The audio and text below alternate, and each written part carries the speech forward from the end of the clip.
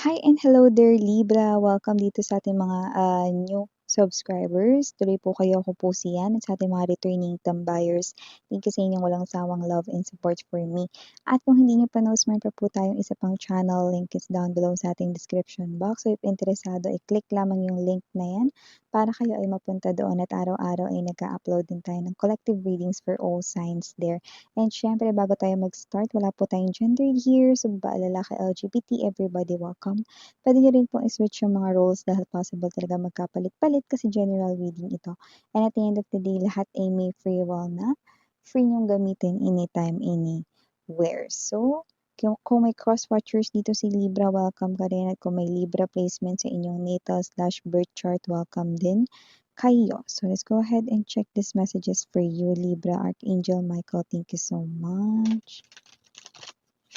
Together with the angel guides, can we get messages for Libra, please? What this Libra needs to know?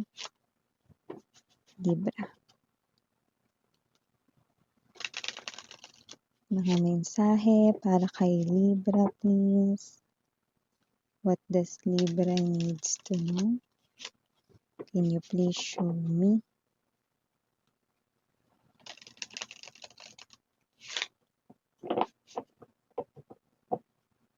Okay, so let's go ahead and check these messages para sa'yo, Libra. So guys, you do have here the energy of Nine of Swords. You also have here Five of Coins, the Devil,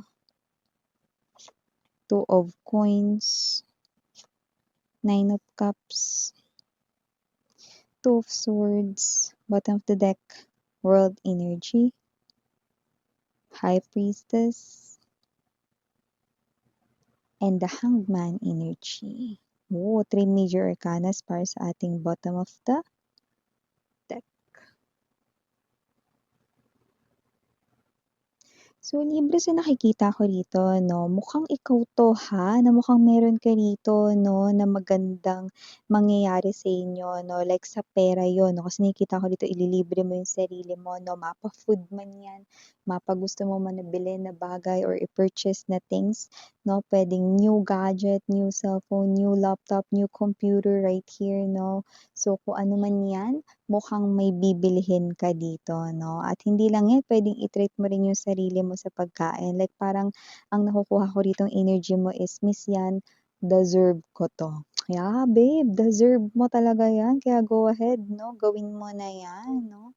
At nakikita ko rin dito na bukod sa meron ka ritong bibilhin ng mga sale items na I don't know kung sasali ka ba sa 6.6 sale sa mga online shops, no? Or sa mga malls, nakita natin dito na bukod sa ililibre mo yung sarili mo rito ng mga bagong gamit, bagong damit, bagong cellphone or baka pagkain dito, parang may ibang bibilihin ka na kailangan mo rin dalhin. Kasi mukhang meron ditong upcoming travel for you guys. Na yung iba alam nyo na ito. Yung iba maaaring ito ay business travel, business trip, at maaaring bibili ka ng mga kailangan mo, mamimili ka na, no, for that, no, at yung iba naman, no, yeah, business travel talaga yung pinaka-nakukuha natin doon. Pero baka yung iba, kayo ay magbabakasyon, you know, other country man yan, no, or sa kung saan ninyo gustong pumunta, no. So nakikita ko na medyo matatagalan kayo ron ng bahagya or ilang araw talaga kayo doon. So nakikita ko rito na medyo marami-rami ang inyong ipapamili. Yan. So nakikita rin natin dito, Libra, no, na posibleng, ayan, na mag-ingat ha, dahil nakikita natin dito, no, na kayo ay maaaring mag-shopping, no, or kayo ay maaaring kumain sa labas, no. Nakikita ko rin dito na malakas rin yung energy na baka maiwanan mo ang iyo ritong wallet, no, or baka may importante kang gamit, no, kahit hindi wallet, no, na maiwanan. Yan, no. So nakita ko rito mga babes, no, na may energy na possible, no, na hindi kayo mananakawan pero maaaring yun ang una niyong maisip na parang 'pag nawala niyo yun, "Ay naku, hindi ko na nga hahanapin." Wala na yun, yan 'no. Kasi nakita ko rito, oo, mawawaglit ninyo pero may makakuha na matino, 'no. Sabihin natin kung restaurant yung kinainan ninyo, matatabi ng manager ng restaurant na yun at makasisiguradong hindi niya ginalaw yung gamit ninyo. Okay. So yun yung nakikita natin dito. Pero kahit na pag-ingatan pa rin ang inyong mga kagamitan 'no, lalo na mga babes 'no, kung yan ay importante sa inyo. Alam niyo naman yung cellphone ngayon para na nating notebook yan, 'di ba? So yan 'no, nakarinig kayo ng alarm, kung narinig niyo yan mga babes 'no, yan ay parang isang warning sign na kailangan natin 'no, na magising 'no, or maging alerto 'no, kapag tayo ay nasa labas 'no, lalo na kapag tayo ay nasa labas 'no, sa biyahe, galing sa trabaho, sa school, or kahit saan 'no, 'yan, okey. So maliban diyan na meron din tayo ditong message 'no, na possible na yung iba sa inyo maaaring hindi kayo nakakatulog ng maayos, okey, Libra. Hindi dahil pagod kayo or whatever 'no, kasi yung iba 'di ba mas maganda ngang pagod 'no, dahil paghiga mo borlogs ka kaagad. Tulog ka kaagad, 'di ba? Pero dito, this is unusual for you, hindi kayo makatulog rito, 'yan 'no. Eto dalawa nakukuha ko rito, okey. Unahin ko na yung pinakamalakas yung vibration na nakukuha natin 'no. So, ang dahilan kung ba't hindi kayo nakakatulog rito 'no, is possible na merong nag-iisip sa inyo 'no, na energy.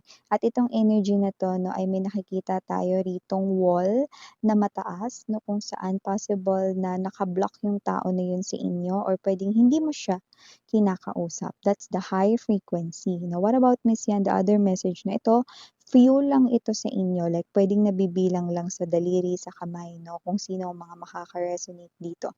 Kaya hindi kayo nakakatulog sa gabi kahit na pagod kayo, pagod yung isip ninyo, pagod yung katawan ninyo sa work ninyo or sa ginawa ninyo all throughout your day.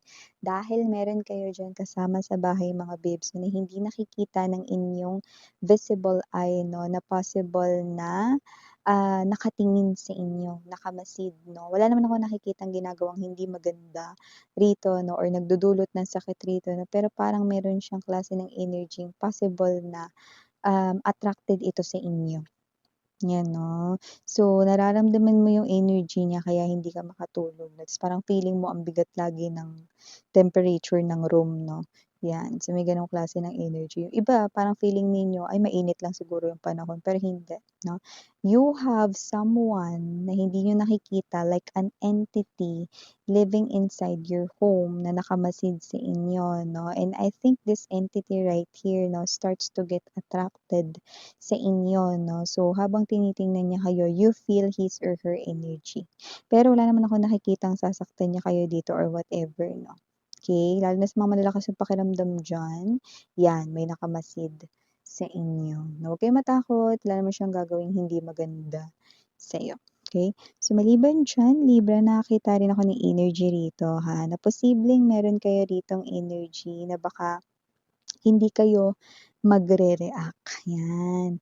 So, paanong hindi magre-react, Miss 'yan? So, hindi ko alam kung ito ay maaaring mangyari sa setting ng office or sa setting ng kita-kita with reunion with family or friends 'no, kahit saan basta grupo kayo rito at maaaring mapag-usapan dito ang issue or ang concern dito ay ang ex mo maaaring mabanggit 'no, pero walang makukuhang reaksyon ang mga group of people na kasama mo sa same place na yun 'no. At yung iba nakakaloka, nandun present yung ex mo pero wala siyang nakuhang reaksyon from you. So, ibig sabihin nakikita ko rito nagiging tahimik ka lang or yung iba sa inyo wala naman na talaga kayong pakialam. So, 'yan 'no, ang taray nun, yung parang, "Ay, alam mo ba sis, nakita ko yung ex mo ganito, ganyan." O kaya yung ex mo mismong nandudun 'no, pero ikaw unbothered, 'di ba? Wala kang pakialam 'no, gano'ng klase ng energy. 'Yan. So, maliban diyan, Libra 'no, nakakaloka yung energy mo pero I like your energy 'no, very, powerful 'no. So, maliban diyan nakakita rin ako ng energy rito na maaaring may partnership. Yung iba maha-hard kayo, sa trabaho na ina-applyan ninyo, yun ang nakita ko dito. Yung iba waiting ba diyan na kontakin kayo 'no, online or email 'no, or tawagan kayo 'no. So, you will receive a call related dito 'no, sa pagha-hire sa inyo sa isang company, 'yan 'no. Or yung iba naman dito baka matagal niyo ng nililigawan yung isang person 'no, na gusto niyong maging partner or ka-team sa isang negosyo. Well, nakikita kong mapapapayag mo na siya Libra, 'no? So, kung sino man 'yan, puwedeng friend mo 'yan or someone na kakilala mo na parang gusto mo, "Uy, magnegosyo naman tayo," 'yan, 'no?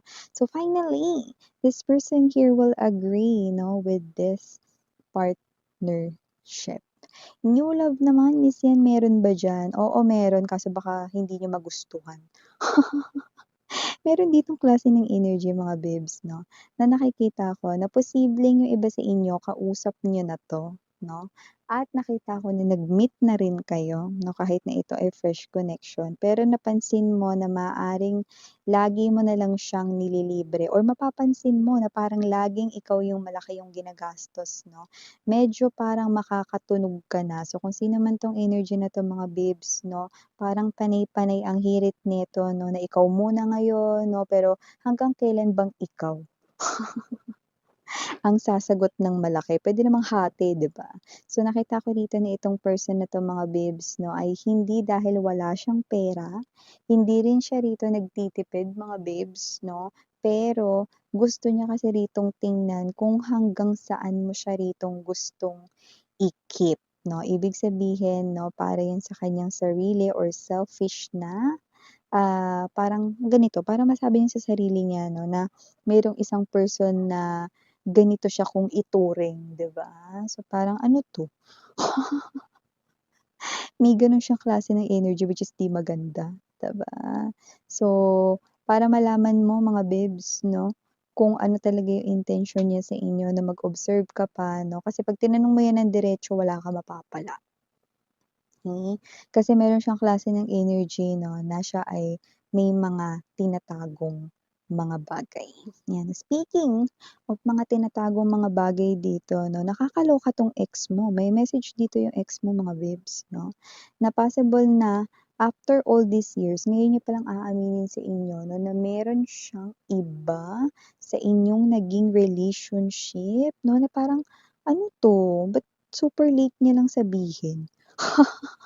Possible kasi na super in denial siya diyan way back before 'no, tapos ngayon lang siya lakas ng loob na sabihin yan sa inyo. Well, hindi na nakakapagtaka because I think this person here wants to return to you kaya siguro nagsasabi na siya ng 220, 'yan 'no. Para naman sa isang maganda na message about love, kung meron man kayo ngayon na someone na feeling mo talagang sinusuportahan niya kayo all the way, nakikita ko na talagang very true siya sa kanya ritong support sa inyo. Dahil nakikita ko na talagang sa mga susunod rito na mga darating na mga buwan 'no, ay siya na talaga yung nakikita kong makakasama mo in this lifetime here on earth 'no. Yeah, I'm seeing right here wedding ceremony 'no, sa inyong dalawa 'no, at nakikita ko maikakasal kayo 'no, if not 2026 no, it will happen 2027 or between 2026, 2027 right here. So ito yung mga messages right here for you Libra. Thank you so much again. I'm Yuriana Ani. Sarang all of in light and